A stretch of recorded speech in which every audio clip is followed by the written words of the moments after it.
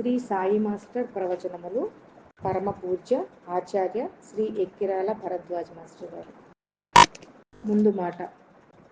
పూజ్య శ్రీ ఆచార్య శ్రీ ఎక్కిరాల భరద్వాజ మాస్టర్ గారి ప్రవచనం అంటే జనసందోహంలో అపరిమిత సంతోషము. ఎక్కడ ప్రవచనమైనా జనం పరుగులెట్టేవారు. మూర్తీభవించిన ఆ దివ్యమంగళ విగ్రహం, ముఖంపై ఎప్పుడూ తొణికిసలాడే చిరునవ్వు, అందరినీ ప్రేమగా పలకరించే ఆ మధుర వాక్కు, తనకంటూ ఏ ప్రత్యేకతను చాటుకోకుండా ఉండే నిరాడంబరత, భక్తులు అడిగిన ప్రశ్నలకు ఓర్పుగా అర్థమయ్యేలాగున విడమర్చి చెప్పే విధానము, ప్రవచనం చెబుతున్నంతసేపు నిశ్శబ్దంగా కూర్చుని ఆలకించే భక్త బృందము, అంతా సాయిమయంగా భాసిల్లే ఆ ప్రవచన దృశ్యం మరిచిపోలేని ఒక మధురానుభూతిని కలిగిస్తుంది. వారి ప్రవచనం ఎప్పుడూ వినాలనే మన కోరిక తీరని కోరికగా మిగిలిపోయింది. అయినా వారి గ్రంథాలు అక్కడక్కడా ధ్వని ముద్రితం చేసిన వారి ప్రవచన క్యాసెట్లు ఆ కోరికను కొంతమేరకు తీరుస్తున్నాయి. ఎప్పటికప్పుడు నిత్య నూతనంగా ఉండే వారి ప్రవచనం వినలేకపోవడం నిజంగా తీర్చలేని లోటులాగానే మిగిలిపోయింది. సోదర సాయి బంధువులకు శ్రీ సాయి ఆచార్యుల వారు ఈ అవకాశాన్ని ఇంకొక రూపంగా మనకు అనుగ్రహించారు.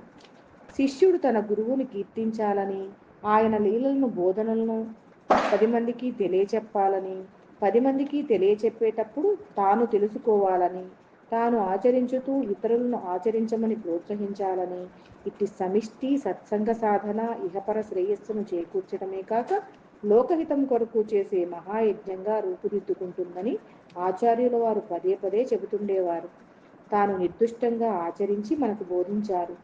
ఆచార్యుల వారు తమ మహాసమాధికి ముందు వృద్ధులు, స్త్రీలు తమ ఇంటి వద్ద వరకు నడిచి రాలేరని మందిరంలో ప్రతిరోజు సాయంత్రం ప్రవచనం చేసేవారు. పని ఒత్తిడి ఎంత తీవ్రంగా ఉన్నా వారు తప్పక విధిగా ఆ సత్సంగ కార్యక్రమానికి హాజరై మనందరికీ సాయి అనుగ్రహాన్ని పంచిపెట్టారు. ప్రవచనం చెప్పేటప్పుడు సాయిలో లీనమై ఆ ఆనందానుభూతిలో వారు ఒడలు మరిచి సాయిని గురించి చెబుతూ ఉంటే ప్రవచనం వింటున్న భక్తులు ఆచార్యుల వారు సూటిగా తమ కళ్ళలోకే చూస్తూ తమ హృదయంలో నుంచే మాట్లాడుతున్నట్లు అనుభూతి చెందేవారు.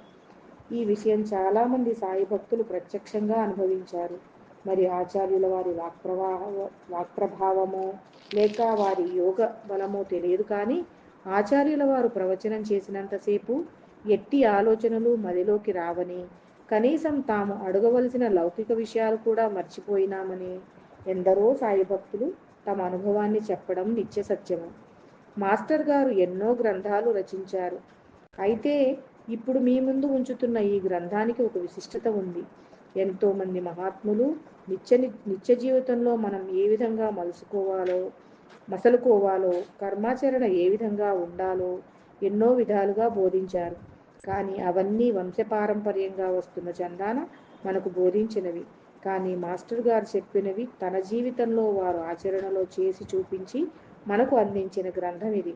అంతేకాక అరటిపండు ఒలిచి మన చేతిలో పెట్టినట్లు బాబా చెప్పిన ప్రతి ఒక్క సూక్తికి ఆయన ఇచ్చిన వివరణ అత్యద్భుతము.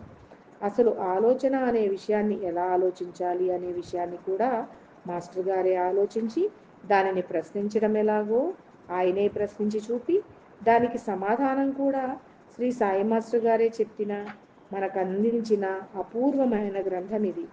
ఇంతకంటే వివరణగా ఇక ముందు ఎవరూ చెప్పలేని విధంగా ఒక మహాయజ్ఞంగా వెలువడిన ఈ గ్రంథం నభూతో నభవిష్యతి అన్న దానిని నిజం చేస్తుందనడంలో ఎటువంటి సందేహమూ లేదు. ఎవరి సన్నిధిలో చిత్తము దానికదే శాంతినిస్తుందో అదే యోగ్యమైన స్థలము అన్నారు భగవాన్ రమణులు.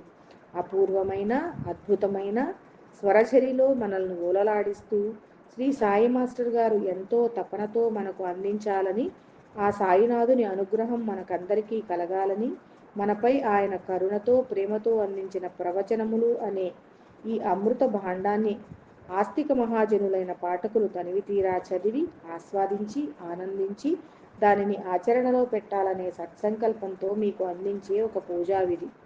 ఓం సమర్థ సద్గురు సాయినాథాయ నమః.